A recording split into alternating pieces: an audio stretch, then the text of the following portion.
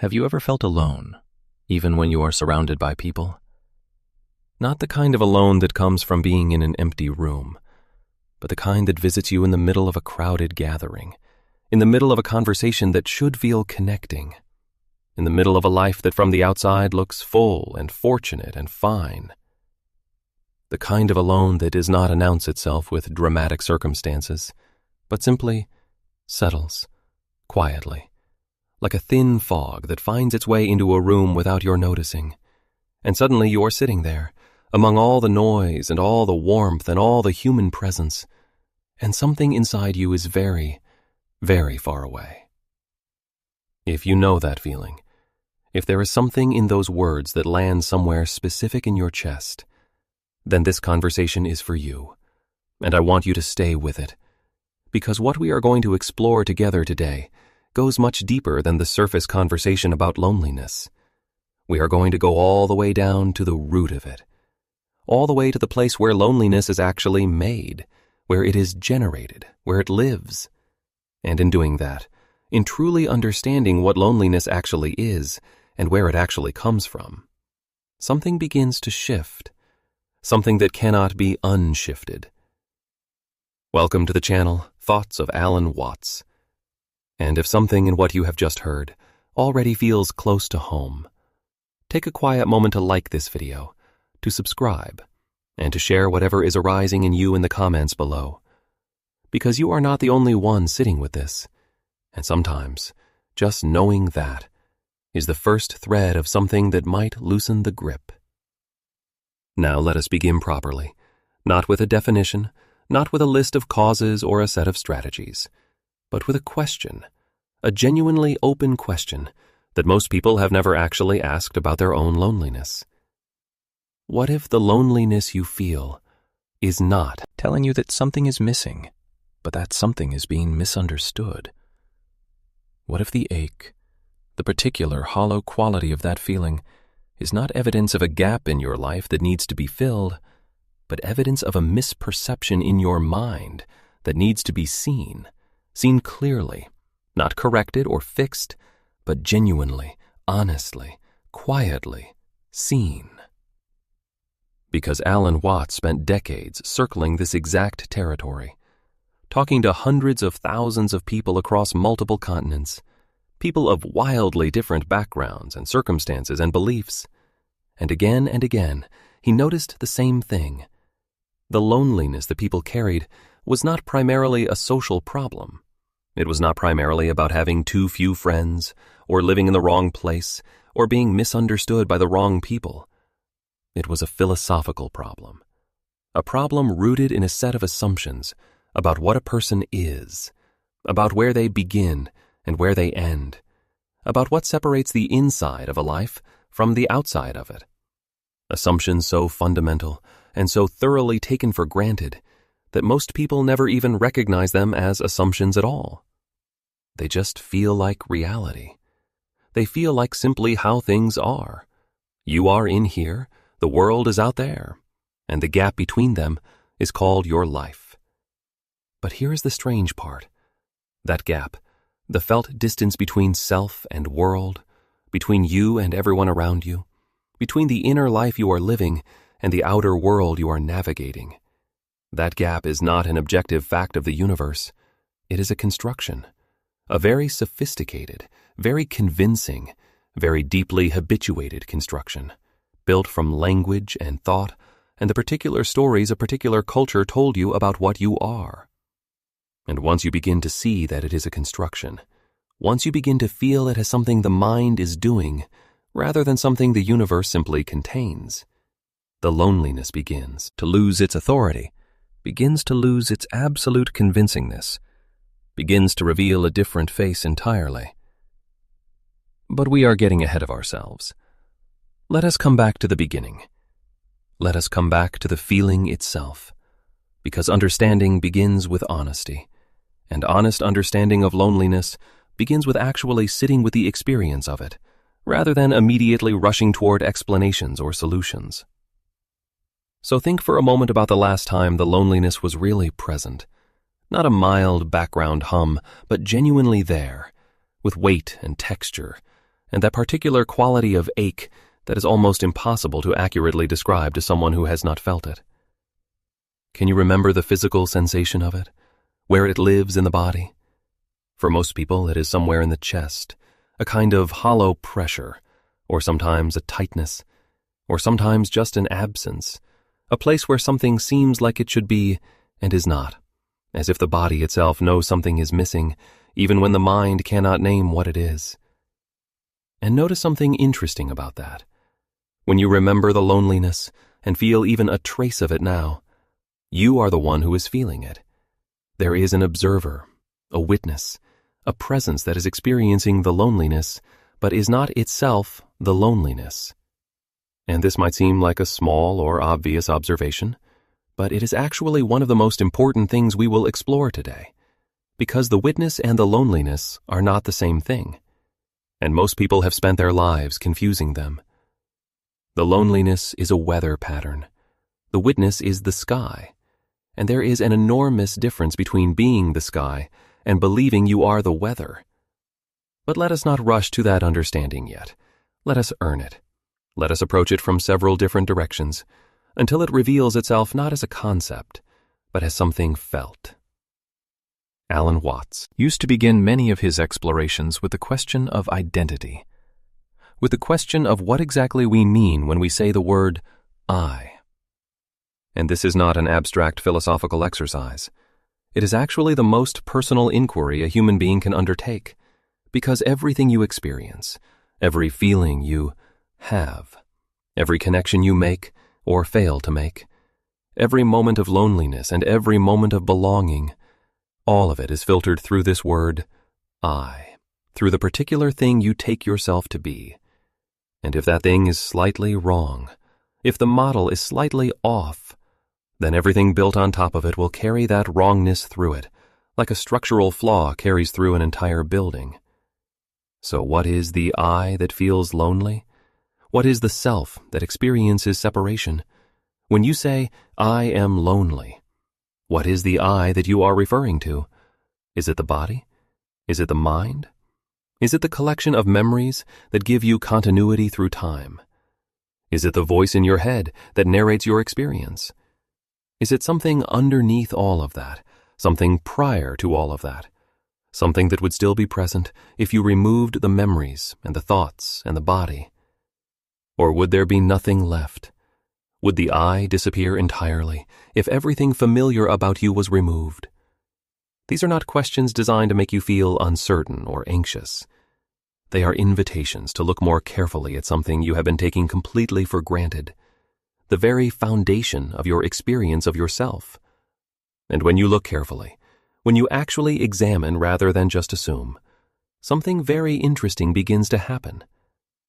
The self that seemed absolutely solid and obvious begins to shimmer a little, begins to reveal edges that are softer than you thought, begins to look less like a fixed object and more like a process, less like a noun and more like a verb, less like a thing you have and more like something that is happening, something that the mind is constantly doing, constantly constructing and maintaining and defending.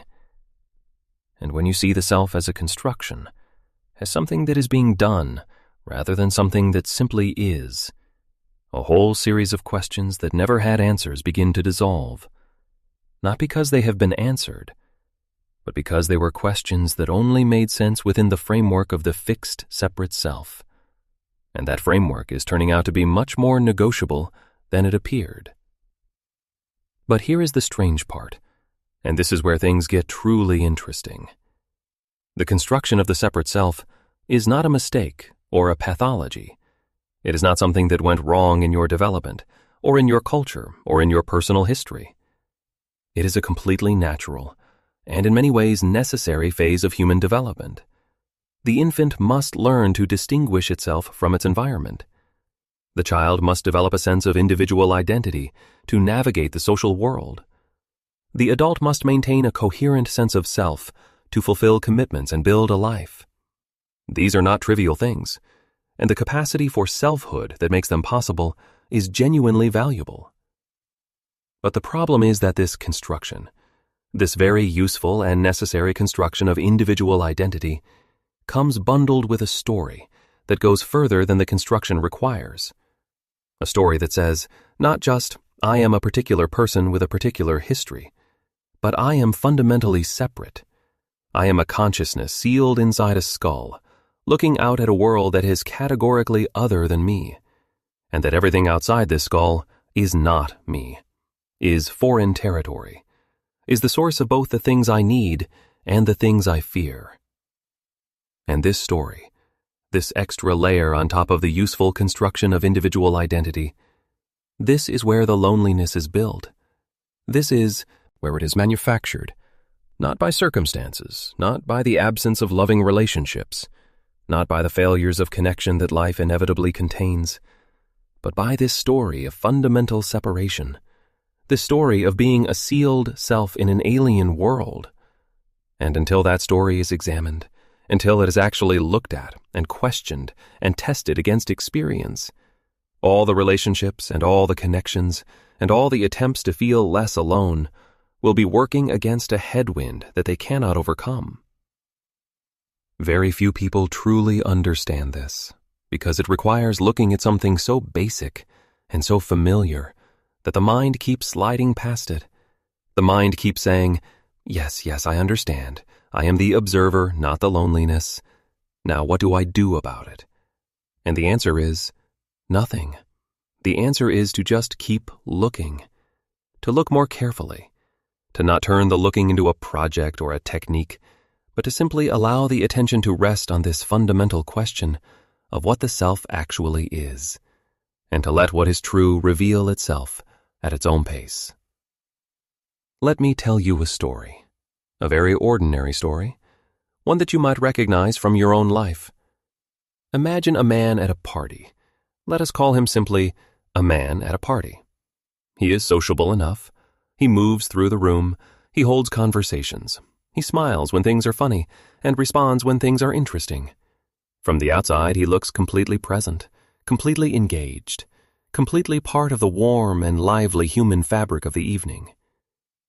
But inside, just slightly behind the social performance, just a few degrees removed from the actual moment, there is a voice, a constant running, evaluating commentary.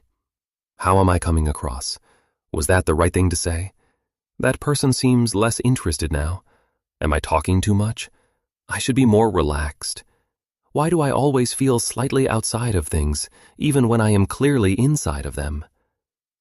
And this voice, this constant interior narrator, is creating an experience of the party that is fundamentally different from the party itself. The man is not actually at the party, not in the immediate, unmediated, fully present sense. He is at a mental representation of the party, filtered through constant self-monitoring, divided from the actual moment by the thickness of his own commentary. And this division, this gap between the immediate reality and the mental commentary about it, is experienced as loneliness, as the feeling of being present in body, but absent in some more important way, of being surrounded by people, but somehow unable to actually touch the warmth of them, to actually feel contact rather than its absence. Because the commentary is between him and the contact, the thinking is between him and the feeling, the self-monitoring is between him and the moment, and all of that mental activity is experienced not as what it actually is, which is the busy, defensive movement of a mind that learned long ago that being truly present was somehow dangerous, but as evidence of a permanent and personal condition, as the loneliness of someone who is fundamentally cut off. But here is the strange part. The commentary is not the truth. The self-monitoring is not evidence of separation. It is the cause of it. The distance is not between him and the people in the room. The distance is between him and his own immediate experience. And that distance is entirely made of thinking, entirely made of the mind's habit of narrating and evaluating and protecting, rather than simply being here. Alan Watts called this the backwards approach. He said that most people in the modern world have learned to approach life through the filter of concepts, rather than through the freshness of direct experience. We think about our experiences more than we have them. We analyze our feelings before we have fully felt them. We plan our conversations before they happen and review them after they have ended. And the space between us and the actual living moment grows thicker and thicker, more and more insulated, more and more mediated by the constant traffic of thought. And in that thickness, in that insulation, the loneliness grows, not because anything has changed in the external world, but because the immediacy of the external world is being filtered out by the constant processing of the thinking mind. The warmth of other people is still there. The beauty of the moment is still there. The aliveness of simply being here is still there. But the thinking mind is standing in front of all of it, like a very busy and very well-intentioned security guard, who is so focused on threat assessment that it never lets anything actually through. And the question then becomes, not how do I think myself out of this, not what is the right concept that will dissolve the loneliness, but how do I step past the security guard? How do I find my way back into the immediate reality of a moment that was always here, and that the thinking was always covering? And the beginning of an answer to that question is so disarmingly simple that it almost cannot be taken seriously at first. The beginning of the answer is just this. Notice that you are thinking. Not judge the thinking, not try to stop the thinking, but just notice that it is happening. Bring the awareness to the activity of thought itself, rather than continuing to follow every thought into its content. Because when you notice the thinking, rather than merely think, something very significant has shifted. The awareness that notices is not itself the thought. It is somewhere that the thought is not. It is the sky noticing the clouds, rather than being the clouds. And from the sky, from that place of simple, open noticing, the world looks different. The moment feels different. The distance begins to close. This is a very ancient insight. It appears in different forms in virtually every contemplative tradition that has ever existed. From the Buddhist teaching on mindfulness, to the Christian mystical tradition, to the Vedantic understanding of the witness consciousness, to the Stoic practice of distinguishing between what is up to us and what is not. In every case, the insight is essentially the same. There is a difference between awareness and its contents, between the knower and the known, between the witness and the witnessed. And this difference is not a trivial distinction. It is perhaps the most important thing a human being can discover. Because on one side of that distinction is the suffering of the identified mind, the mind that believes it is its thoughts and feelings and stories and conditions, the mind that experiences loneliness as a final verdict on its nature, rather than as a passing weather pattern, the mind that tries to fix itself using its own tools and keeps finding that the tools are part of the problem. And on the other side of that distinction, not far away, not requiring any special achievement or attainment, right here on the other side of simply noticing, is something Alan Watts called the eternal background, the silent witness, the awareness that is looking through your eyes right now, and that has been looking through your eyes since you were born, and that has never for a single moment been lonely in the way the thinking mind is lonely. Because awareness itself is not a self. It is not a bounded individual looking out at a world from which it is separated. It is the space in which the self appears, the field in which the story of separation is told. And the field itself is never separate from what appears in it, any more than a canvas is separate from the painting. The self appears in awareness the way a wave appears on the ocean, locally distinct, temporarily. Shaped, real in every meaningful sense, but never ultimately separate from the medium that generates it and sustains it, and will one day reabsorb it. And when this is genuinely seen, not merely thought, but actually experienced as the felt sense of being the ocean rather than the wave, the loneliness that belongs to the wave, the loneliness of a temporary form, wondering if it will be recognized and valued and understood before it dissolves back into the sea. This loneliness begins to lighten, begins to be held differently, not as an absolute condition, but as a perspective, the wave's perspective, which is real but not the whole truth. Let me offer you a different angle on the same territory, because with something this fundamental, something this close to the ground of experience, it helps to approach from many directions. Alan Watts often spoke about what he called the skin-encapsulated ego, a phrase that sounds clinical but contains a profound observation. The idea that modern Western culture has produced a particular kind of self-experience, the experience of being a consciousness that ends at the skin, that is contained within the body, that is essentially in here, while everything else is essentially out there, and that this experience of being skin-encapsulated, while it feels obviously true, is actually quite peculiar when you examine it carefully. Because where does the inside actually end and the outside actually begin? Take the air you are breathing right now. Is the air inside you or outside you while it is in your lungs? And a moment after you breathe out, is it no longer you? Did you breathe a bit of yourself out and scatter it into the room? And the food you ate today, when did it become you?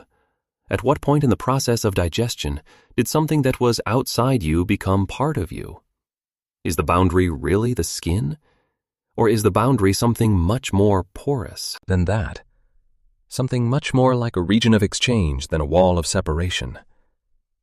The physicist and philosopher Alan Watts often referenced the work of ecologists, who pointed out that you cannot understand an organism apart from its environment. The organism and the environment are not two separate things that happen to influence each other.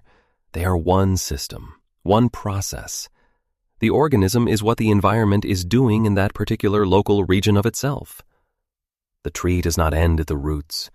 It extends through the water table and the soil chemistry and the atmosphere and the sunlight. The human being does not end at the skin. We extend through the air we breathe, and the food we eat, and the language we speak, and the relationships we live in, and the culture that shaped us. We are nodes in a network, not islands in a void.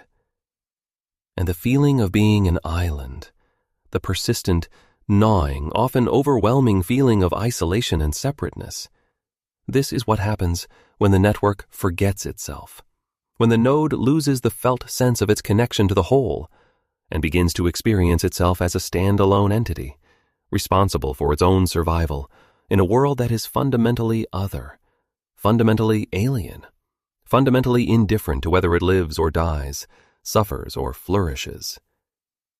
This is an exhausting and terrifying way to experience existence, and it is exactly the experience that underlies most of what we call loneliness.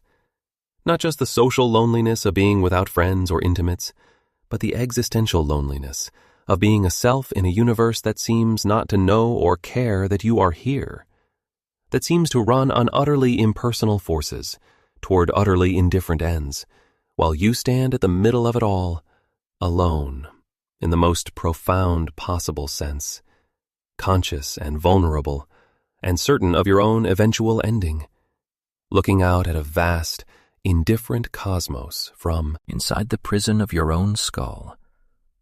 No wonder we are lonely. If this is actually the situation we are in, if this picture is actually accurate, then loneliness is the only reasonable response. It is practically a form of realism, of honest acknowledgement of what existence is. But here is the strange part.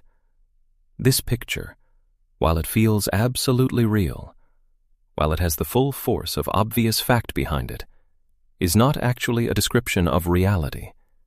It is a description of what reality looks like from inside a particular story, the story of the separate self, the story of the skin-encapsulated ego. And that story, for all its compelling convincingness, is demonstrably incomplete, is provably leaving out most of what is actually going on.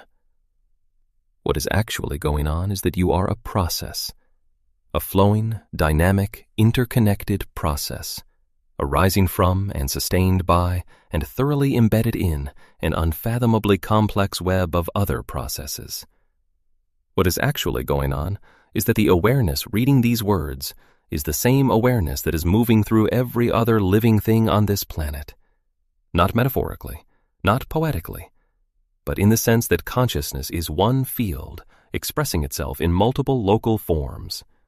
The way the ocean is one body of water that expresses itself in multiple waves, each wave distinct, each wave temporarily shaped differently from the others, but all of them the same ocean, all of them doing the same oceanic thing, and none of them, ever actually separate from the body of water that generated them.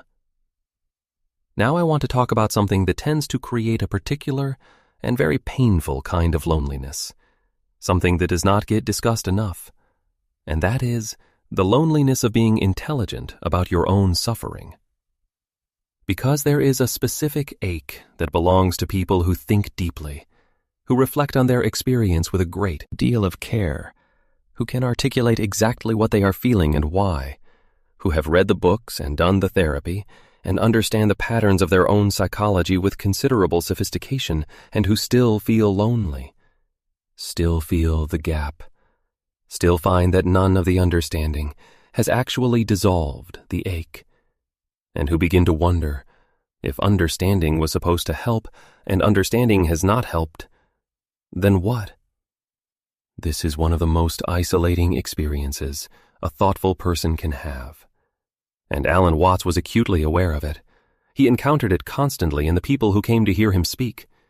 People who had accumulated impressive amounts of self-knowledge and spiritual knowledge and philosophical knowledge, and who were still fundamentally suffering, still fundamentally feeling the same contraction, the same isolation, the same gap between themselves and the life they could sense was possible, but that kept eluding them regardless of how much they understood about why it was eluding them. And what he would say to these people, in various ways and through various metaphors, and with various degrees of humor and tenderness, was something like this. You have been trying to use understanding as a tool to achieve something. You have been relating to insight as a means to an end, as a way of getting somewhere, of becoming someone who no longer feels this way. And this approach, however intelligent it is, however genuinely well-intentioned, is itself one of the primary mechanisms by which the gap is maintained. Because the attempt to understand your way out of loneliness is itself an activity of the separate self. It is the bounded individual trying to solve a problem that was created by the very act of being a bounded individual. And the more sophisticated the self-understanding becomes, the more elaborate the mental framework, the more precisely the patterns are identified and named, the more solid and real the self that is doing all that understanding becomes. It is like trying to blow out a flame with a bellow. The very energy you are bringing to the extinguishing is feeding the fire. Not because effort is always counterproductive, not because thinking is never useful, but because this particular problem, the problem of the suffering that comes from the story of separation, cannot be solved from inside the story. You cannot understand your way out of a fundamental misperception using the very perceptual apparatus that is generating the misperception. At some point, understanding has to give way to something simpler, something more immediate, something that is not the mind commenting on experience, but the immediate experience itself. And this is where a kind of intellectual surrender becomes necessary. Not the surrender of giving up, not the surrender of resignation, but the surrender of simply stopping the effortful climbing, simply sitting down with whatever is here, simply allowing the moment to be the moment without trying to make it mean something, or point somewhere, or serve the project of becoming someone less lonely. When Alan Watts talked about acceptance, he was not talking about passively tolerating conditions that could be changed. He was not talking about resigned defeat in the face of difficulty. He was talking about something much more radical and much more alive. The genuine, wholehearted, eyes-open reception of what is actually here. The willingness to let the present moment be precisely what it is. including all the loneliness, and all the ache, and all the uncertainty, and all the questions that do not yet have answers. To let all of that be here, without managing it, without narrating it, without immediately trying to change it, just let it be here.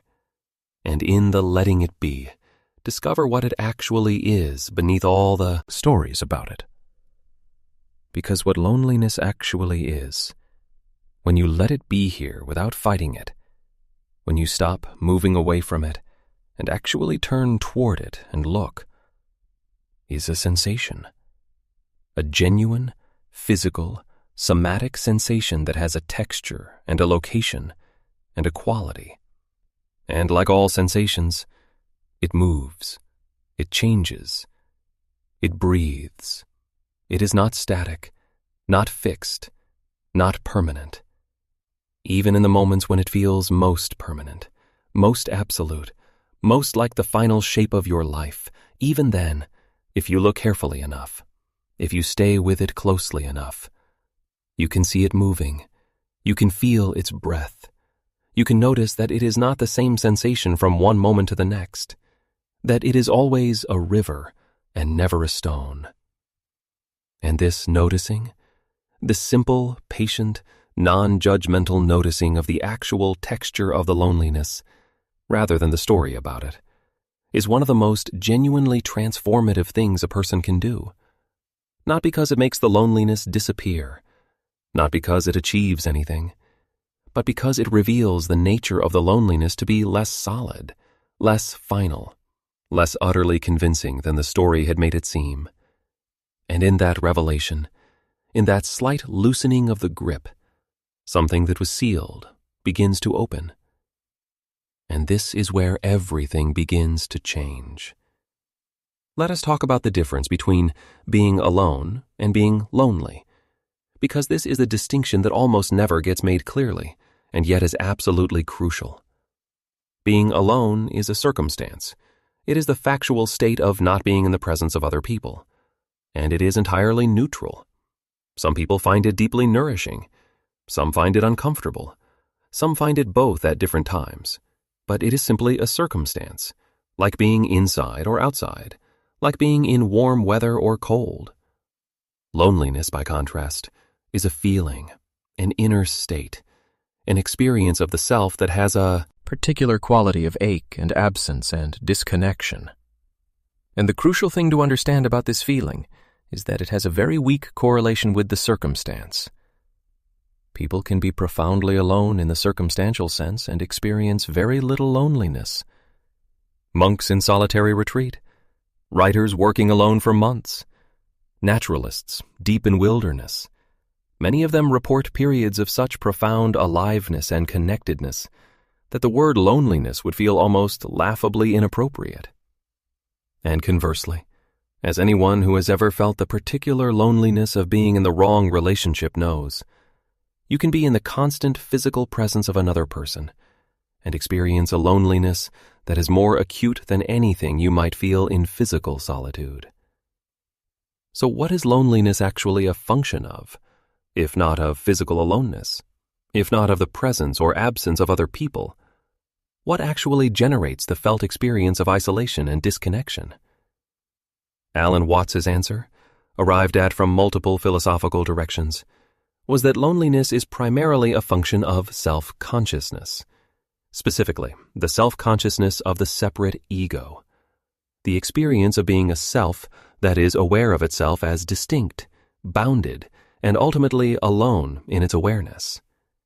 Because no matter how close you get to another person, no matter how deep the intimacy, no matter how perfectly you are understood, the awareness itself, the actual locus of consciousness, seems to remain irreducibly solitary, seems to remain sealed inside its particular skull, unable to actually enter another awareness, unable to be truly merged with another experience.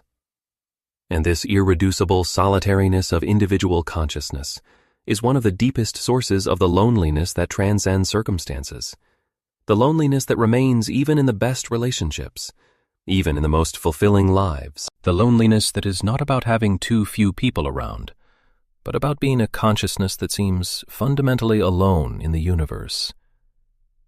But here is the strange part, and here is where Alan Watts's contribution is most distinctive and most radical. He questioned whether this irreducible solitariness is actually a fact about consciousness, or whether it is a conclusion the mind has drawn from its own limited perspective.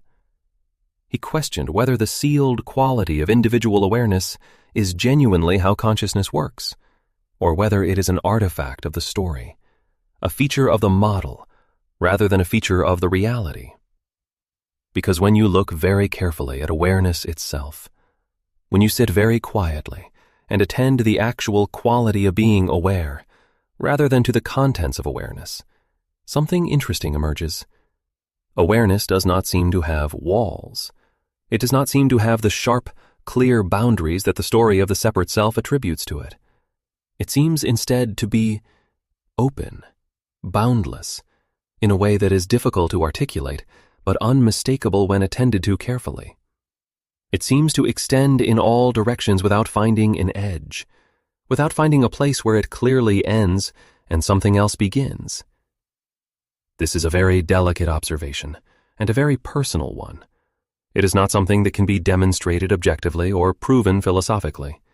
It has to be noticed directly, by each person for themselves. And not everyone who attempts this noticing will find what I have just described. Some people will find only the contents of consciousness, and nothing beyond them. Some will find the thoughts so loud and so constant that the awareness beneath them is very difficult to detect. But those who manage to quiet the contents, even briefly, those who manage to drop below the surface of the thinking into the simple fact of being aware, often find something that the story of separation did not prepare them for. They find something that does not feel isolated, something that does not feel cut off, something that feels continuous with everything it is aware of, as if awareness and its objects are not two things on opposite sides of a divide, but one process appearing in multiple forms. And when that is felt, even briefly, even just as a passing taste of something different from the usual experience of being a sealed self in an alien world, something changes in the quality of the loneliness. It does not disappear all at once. It does not dissolve in a single dramatic instant. But its absolute convincingness softens.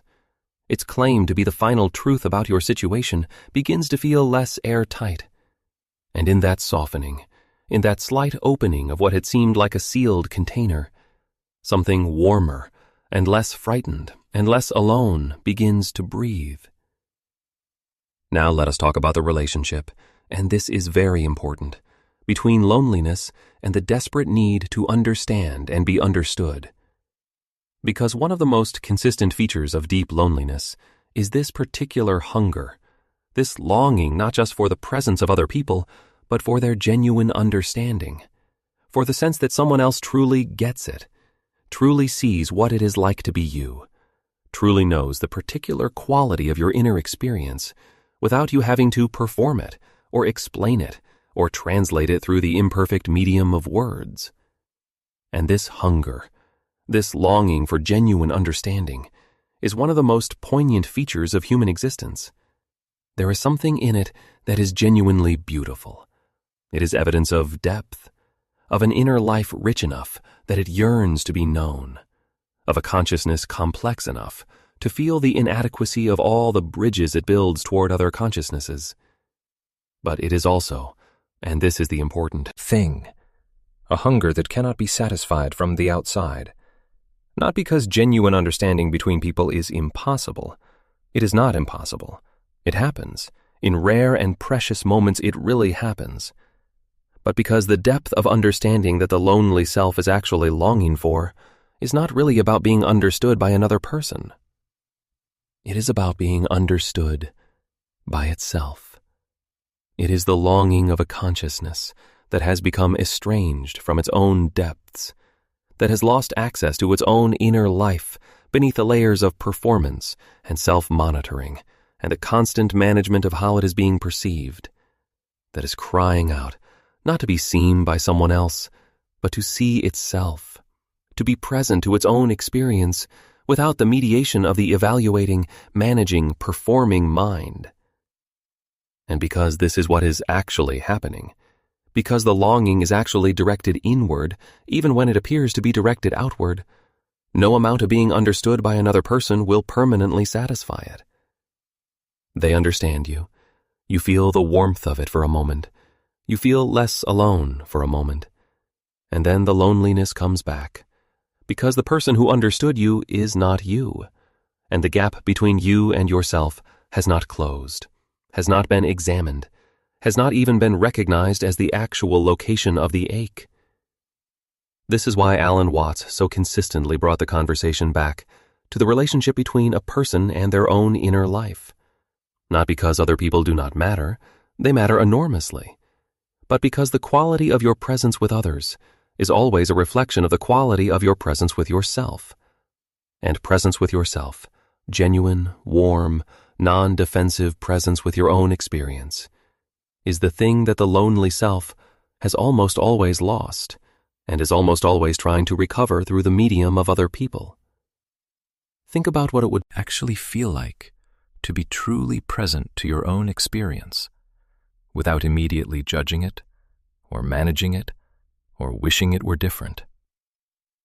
To meet your own loneliness the way a kind and patient friend would meet it, with curiosity rather than alarm, with warmth rather than criticism, with the simple acknowledgement that this is here, this is what is happening, this is real, and it is okay that it is here.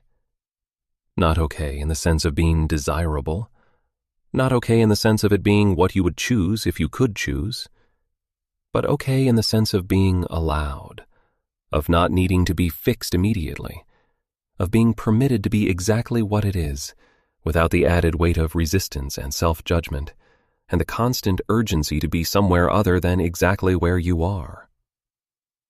That quality of self-presence, that gentle, interested, non-judgmental attention to your own experience, is one of the most direct routes into the kind of inner quiet from which genuine connection becomes possible. Not the managed, performative connection of careful social navigation, but the real thing, the unexpected, unplanned, moment of recognition thing, where something in you meets something in another person without the mediation of any performance at all. And here is the thing about those moments of genuine connection. When they happen, when the armor drops on both sides, and something real meets something real, they are not the achievement of two perfectly compatible personalities who finally found each other. They are what happens when two people stop performing and start simply being here, when the self-monitoring quiets just enough, and the defenses relax just enough, and the present moment is suddenly shared rather than merely co-inhabited. And the remarkable thing is that you cannot arrange for this to happen. You cannot schedule it or pursue it or create the conditions for it through careful planning. It just happens when you stop trying, when the effort relaxes, when the need to be understood loosens its grip just enough for the actual moment to be received. And the receiving of the moment is itself the connection, the presence of two beings actually here, actually touching the same moment without a performance between them. This is what the lonely self is hungering for, not understanding as information about itself, but contact, the genuine, unmediated, present moment contact of two awarenesses actually meeting. Alan Watts had a beautiful way of describing this. He would say that the moment of genuine meeting is the moment when the universe becomes conscious of itself through the meeting of two of its expressions, when the same awareness that animates you and animates another person recognizes itself in the encounter, recognizes itself across the apparent gap. And that moment of recognition is not the achievement of something new, but the discovery of something that was always already the case. The universe was always one. The awareness was always the same awareness. The meeting just makes visible what was always true beneath the story of separation. Now I want to explore something that is perhaps the most counterintuitive teaching in all of Alan Watts's work, and that is the teaching about accepting, even embracing, the experience of loneliness, rather than trying to escape it. Because everything in us, when we feel lonely, wants to move away from it, wants to find distraction or company or understanding, or anything at all that will fill the gap and quiet the ache. And this impulse is completely natural and completely understandable, and it makes perfect sense. Nobody with any sense would choose to sit with pain when relief seems available. But here is what Alan Watts pointed out, with a kind of gentle insistence that could be difficult to hear the first time. The very movement away from the loneliness is what gives it power. The running away from it is what makes it chase you. The refusing to feel it fully is what keeps it incompletely felt, what keeps it always there at the edge of attention, what keeps it always requiring management. Because a feeling that is not fully felt does not go away. It goes underground. It becomes subterranean. It shapes the structure of your behavior and your choices and your relationships from a place where it cannot be examined and therefore cannot be understood and therefore cannot change. And subterranean loneliness is in many ways more damaging than conscious loneliness, because at least conscious loneliness can be looked at, can be sat with, can be brought into relationship with the parts of you that might have something to offer it. But the loneliness that has gone underground, the loneliness that has been avoided so successfully and for so long that the person is no longer even aware of it as loneliness, this loneliness expresses itself in all kinds of ways that are hard to trace back to their source.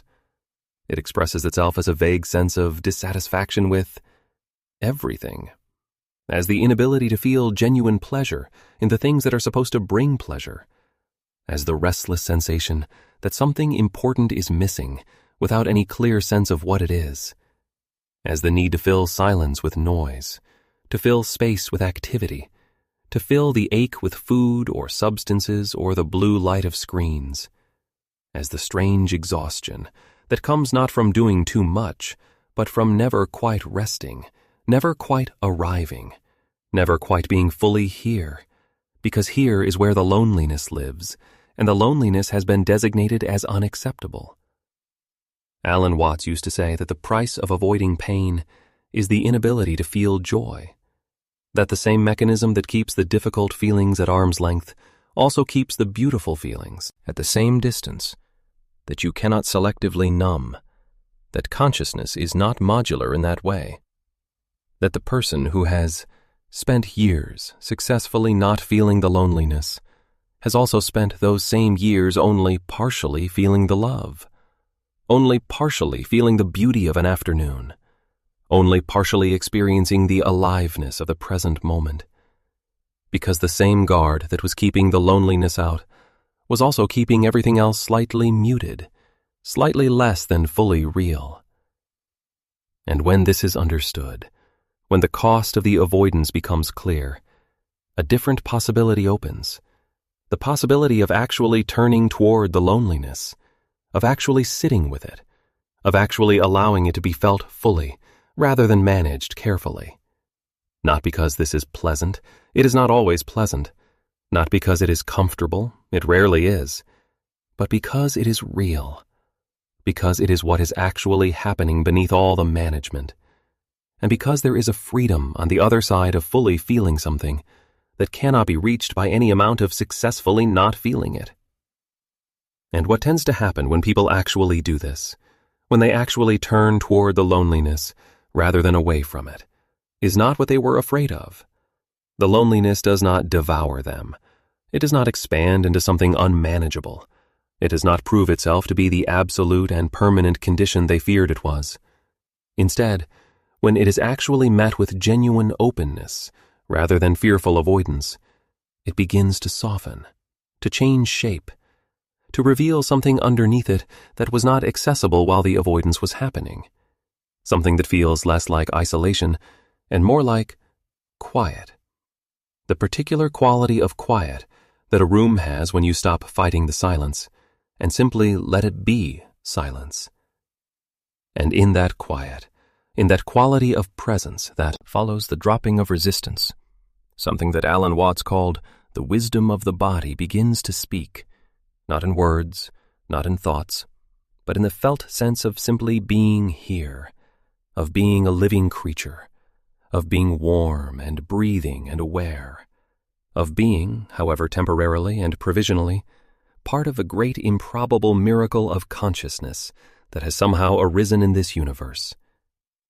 And that felt sense, that simple, animal sense of being alive and aware and here, is itself a form of connection that the thinking mind cannot manufacture and cannot substitute for. It is the direct experience of being woven into existence rather than floating above it. And it is always available.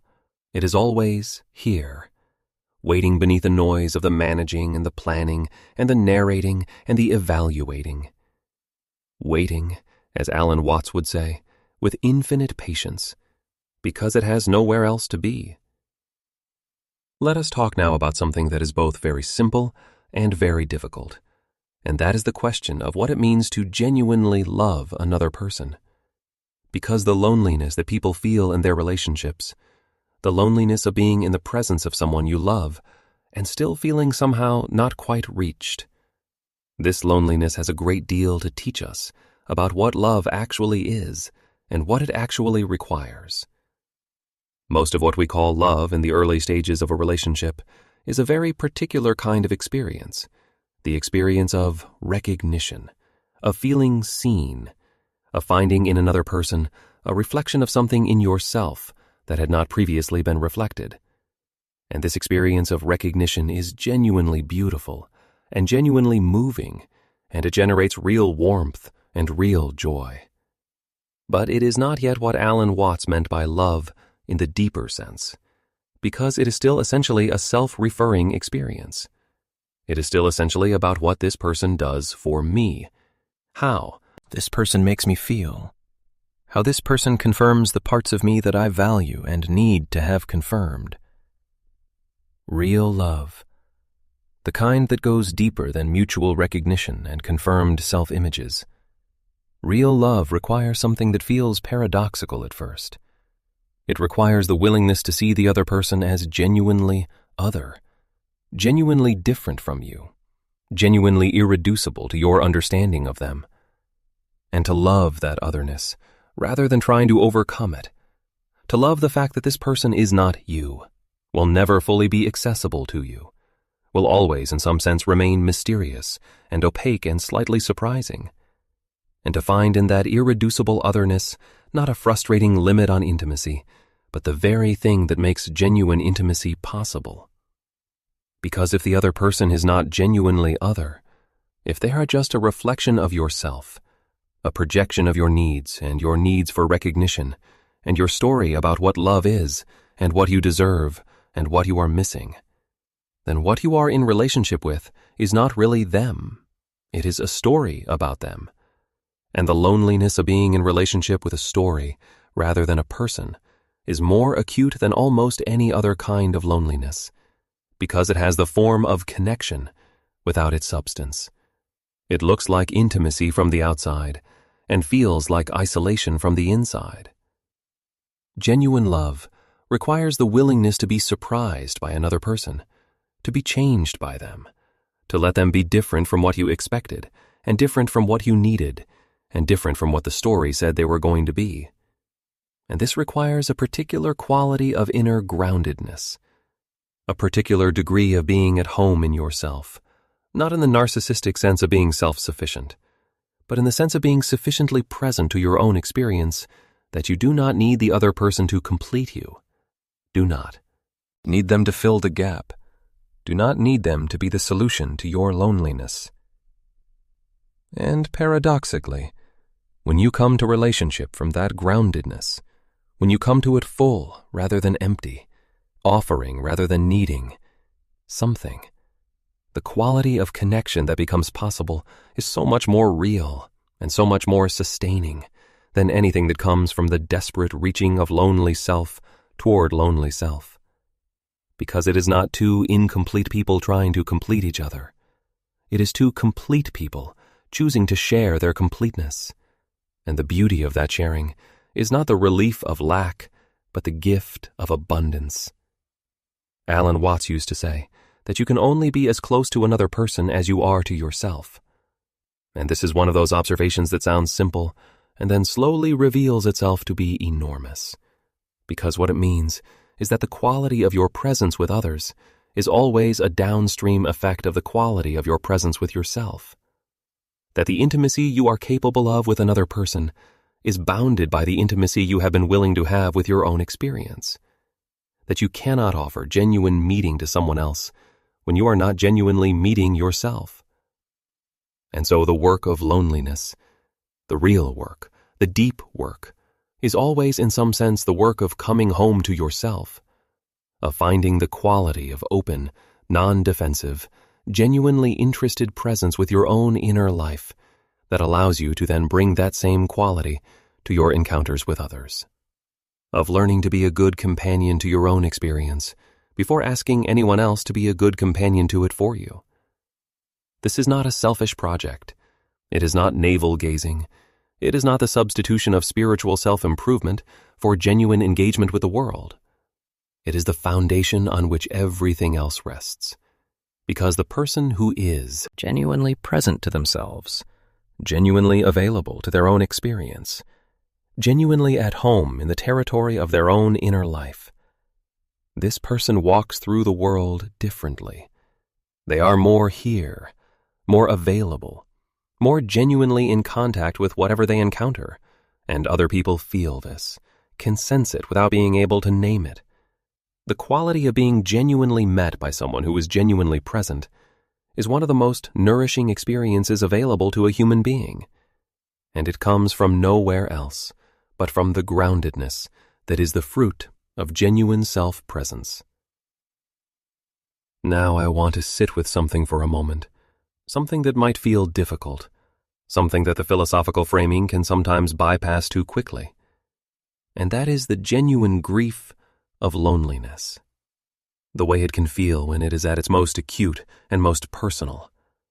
The specific loneliness of having loved someone and lost them, of having been in a period of genuine connection and then found yourself suddenly outside of it, of reaching toward people and finding repeatedly that the contact does not land where you expected it to land, of wondering whether you are fundamentally unlikable or unknowable or somehow built for isolation in a way that other people are not. These experiences are real, and they deserve more than philosophy. They deserve acknowledgement. They deserve the simple recognition that some periods of life are genuinely harder than others, that some configurations of circumstance and personality and history make the loneliness more acute, that the philosophical truth of non-separation does not make the felt experience of separation any less sharp in the moment, and that asking yourself to be philosophical about deep pain before you have been allowed to simply feel it is just another form of the avoidance we were talking about earlier, dressed in more respectable clothes.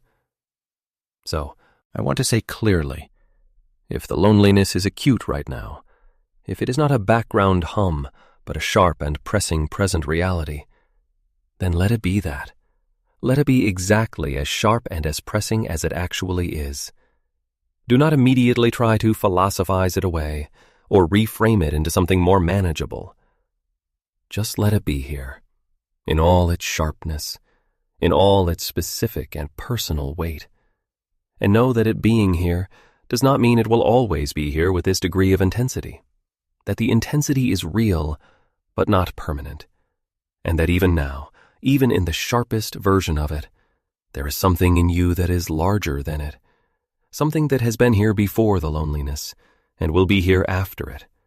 Something that is already witnessing it from a place the loneliness cannot reach. That witnessing presence is not a spiritual concept. It is not a philosophical construct. It is the most immediate and concrete reality of your experience right now. It is what is happening as you receive these words. There is experience occurring. There is awareness present. And that awareness, whatever else is true about it, is not itself in pain. It is the knowing of the pain, the meeting of the pain, the space in which the pain appears.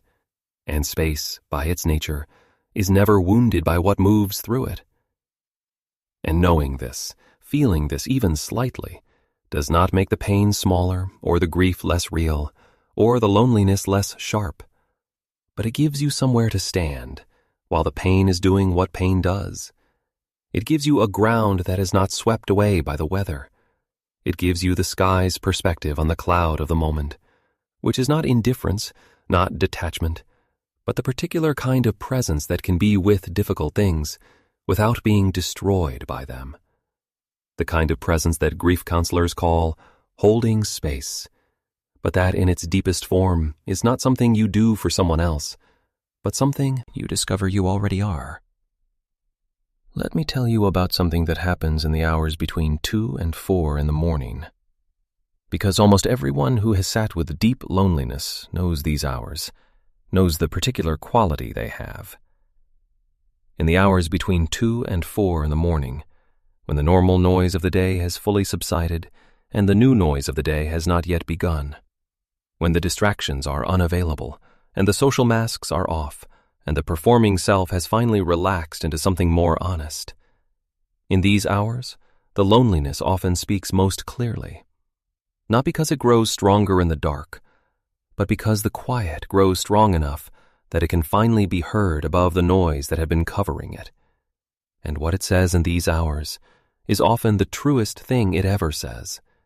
Not the self-pitying story about being unloved or unknowable, but something more basic, something more physical, something that sounds less like a complaint and more like a question.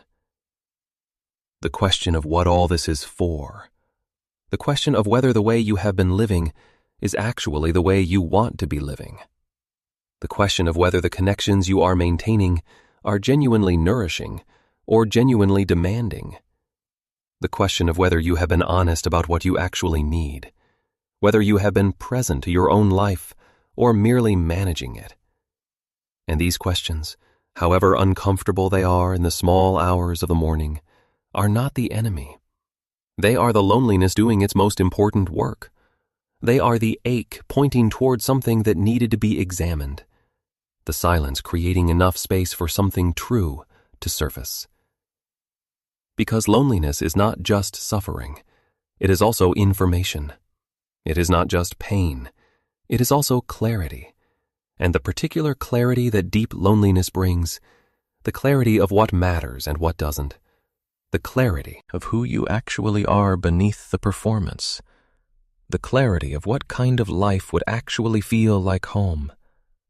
This clarity is one of the most valuable things the human experience contains, and it is almost never available during the busy, noisy, well-distracted stretches of life. It surfaces in the stillness, in the dark, in the hours between 2 and 4 in the morning, when there is finally enough quiet for the deeper self to speak. And Alan Watts would say, listen to it, not to every anxious thought that runs through those hours, but to the deeper signal beneath the thoughts, the quiet knowledge of what is true for you, what you actually need, who you actually are when the performance is off and the management is suspended, and the only thing present is the honest, aching, alive reality of being here. And what is true for you beneath the layers of conditioning and expectation and the stories about what a life should look like? What is most fundamentally true for you is that you are here, that there is awareness happening, that you are aware, and that this awareness, this simple, foundational, already present awareness, is not suffering from separation in the way the thinking mind is suffering. It is holding the suffering. It is witnessing the separation. It is the open, spacious, undivided ground in which both the loneliness and the moments of connection arise and pass. And the awareness itself, the ground itself, is already whole, is already connected, is already home. Now let us move toward something beautiful. Because we have been sitting with the difficulty for long enough, and beauty wants to speak too. And the relationship between beauty and the healing of loneliness is one that Alan Watts understood deeply and spoke about with real tenderness.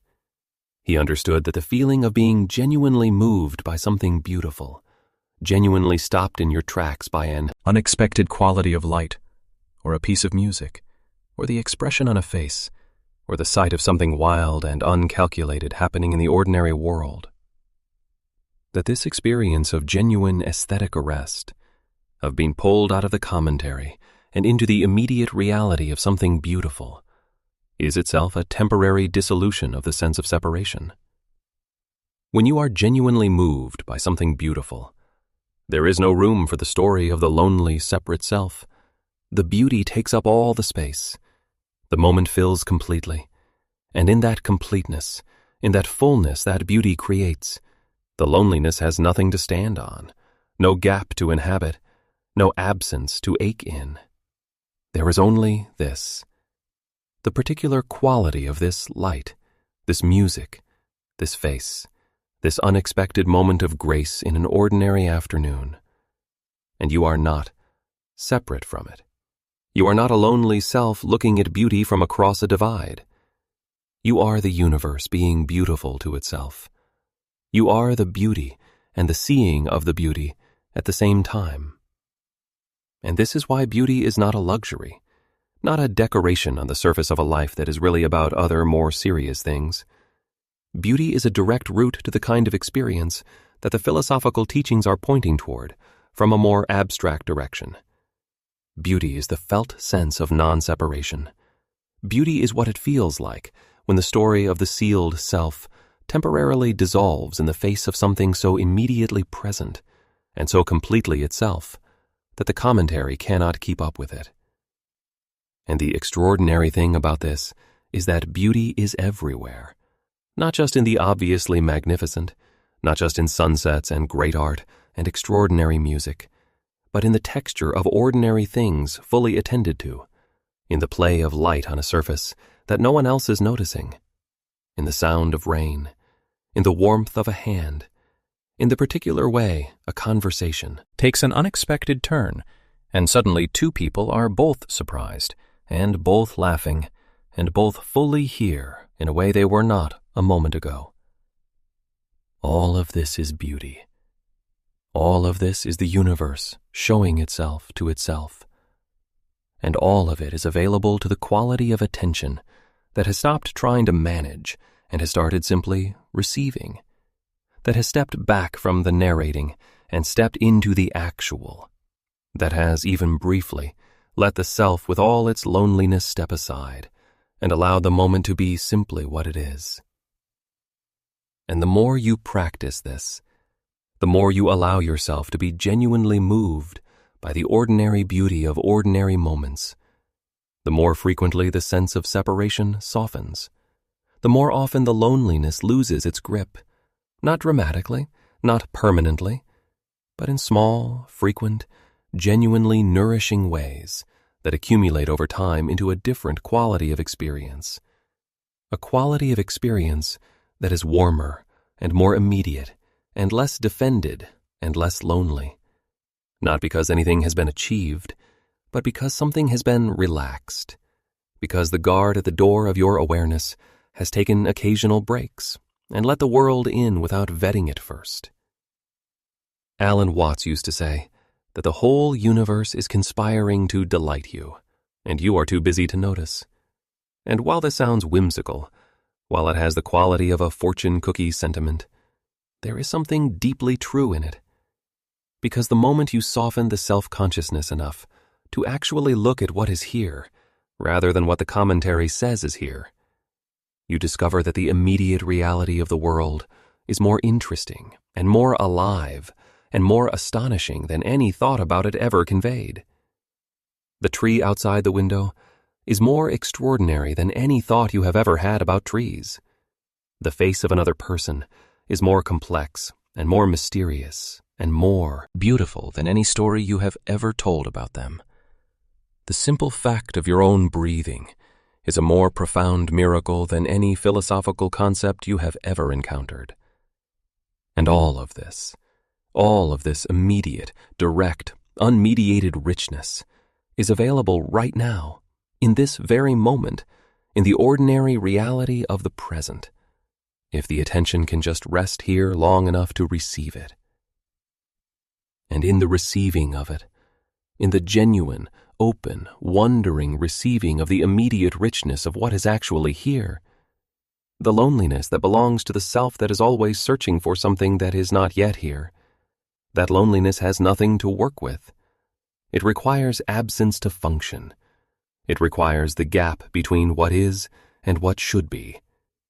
And when the what is fully received, when it is allowed to be as complete and as present and as real as it actually is, the gap closes, not permanently, not forever, but in this moment, which is the only moment that exists, and this moment is always complete, always whole, always already everything it needs to be. Let me offer you one more metaphor before we approach the end of this reflection, because the end should feel earned, should feel like an arrival rather than a conclusion. And this metaphor is one that Alan Watts returned to often, and that I find more useful the longer I sit with it. Imagine that you have been living your entire life inside a large building, a building so large and so familiar that you have never thought to question whether it has an outside. You have explored every room. You have learned the layout of every corridor. You have become thoroughly acquainted with all its moods in different seasons and different times of day. And you are lonely inside this building. Lonely in the way that people are lonely in very large and very familiar spaces that have been explored so thoroughly that nothing surprises you anymore. Lonely in the particular way that comes from knowing your environment so well that it no longer has anything new to offer. And one day you are walking a corridor you have walked 1,000 times, and you notice a door that you have somehow never quite registered before. Not a dramatic door, not a grand and beckoning door, just an ordinary door in an ordinary corridor. And you open it. And on the other side of the door is outside, and the outside is so immediately and overwhelmingly present. The air and the light and the sky and the sound of everything that was not inside the building, that for a moment you can only stand at the threshold and feel it. Feel the wind and the aliveness of it. Feel the scale of it. Feel how enormous and how present the outside is, compared to the interior world you had taken to be the whole of everything. And in that moment of standing at the threshold, of feeling the outside for the first time as genuinely outside, and not just as a concept, the loneliness of the building seems different, seems less total, because you know now that it has an outside, that the building was never the whole of reality, that there was always more than the corridors and the familiar rooms. And from that knowledge, from that felt sense of the outside that cannot be taken back once it has been felt, the inside is experienced differently, less absolutely, less finely, less as the sum total of what exists. This is what I believe Alan Watts was always trying to show people. Not a different building, and not a better interior arrangement, but the door, and what is on the other side of it.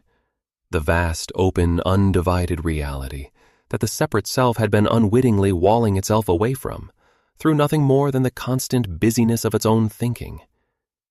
And the extraordinary thing about this door, the thing that makes it both wonderful and slightly maddening, is that it is not hidden, it is not locked, it does not require special keys or special circumstances or special levels of spiritual achievement. It is in the most ordinary corridor of the most ordinary day. It is in the gap between one thought and the next. It is in the moment of genuine surprise when beauty cuts through the commentary. It is in the 3 breaths you take when you actually feel them.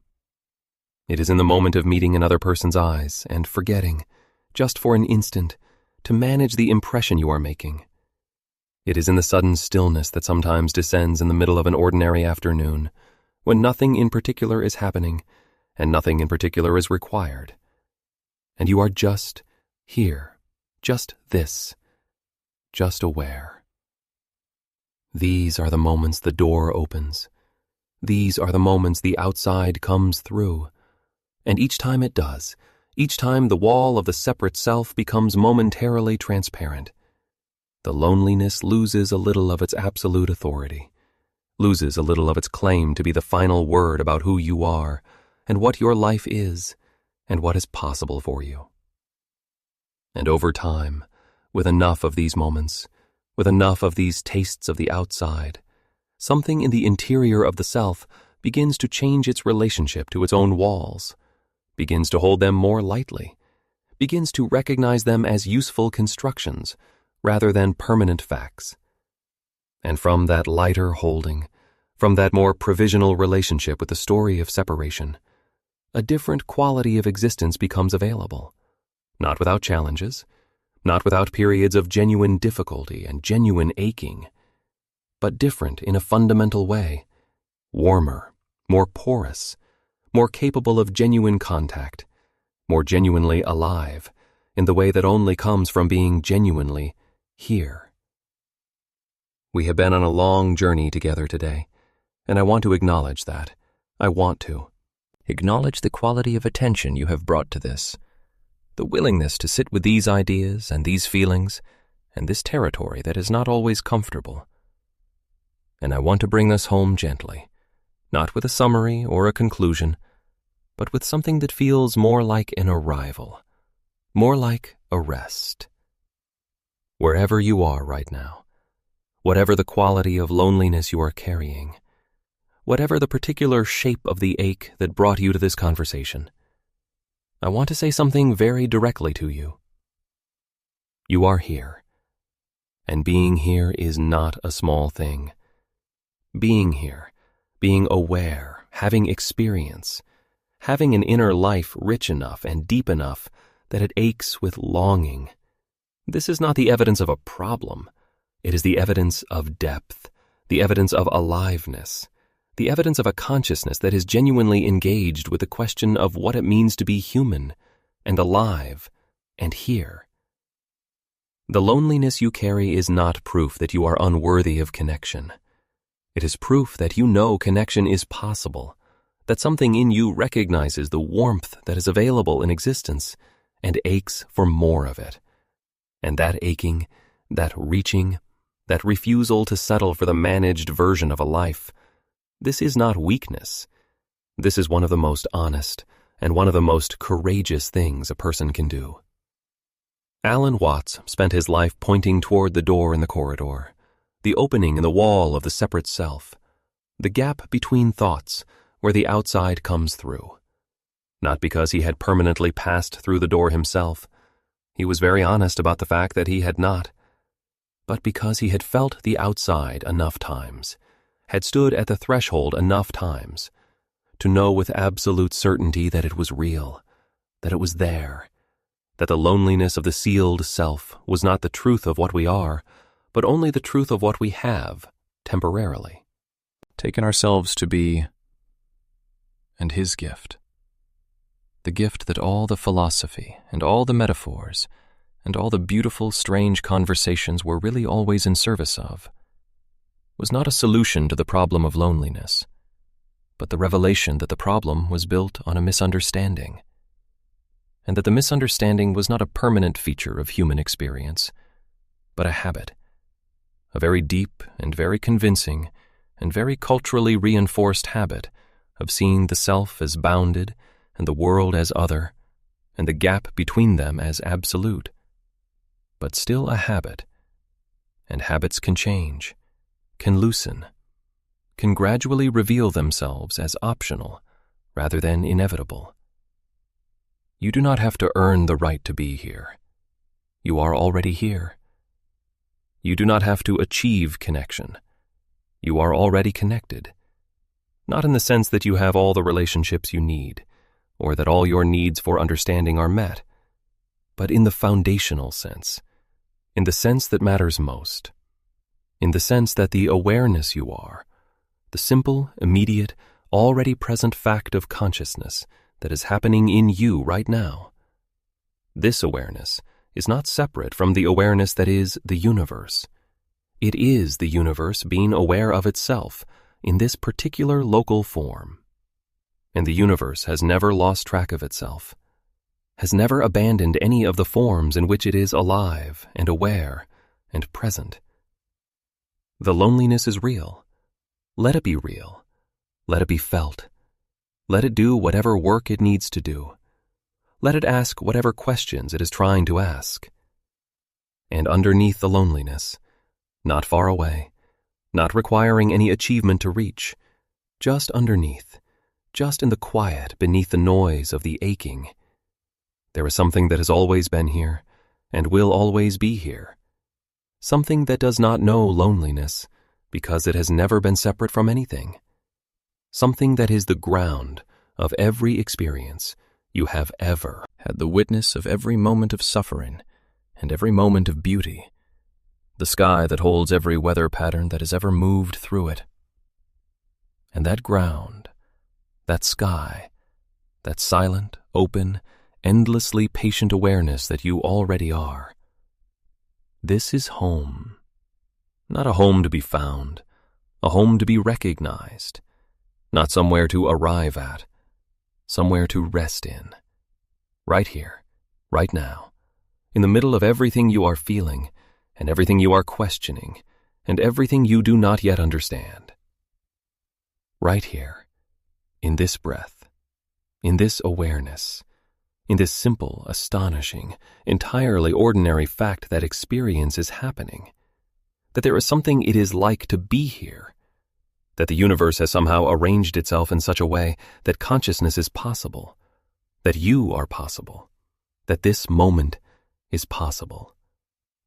And in that possibility, in the sheer unreasonable fact of this moment being here and you being aware of it, the loneliness has already begun to change, has already begun to soften at its edges, has already begun to reveal itself, not as the final word about who you are, but as a weather pattern in the sky of awareness, temporary, real, and moving, always moving, toward the next moment and the next, which is the same awareness, the same ground, the same open, undivided, already home presence, waiting patiently for you to notice that you never actually left it. You are not alone.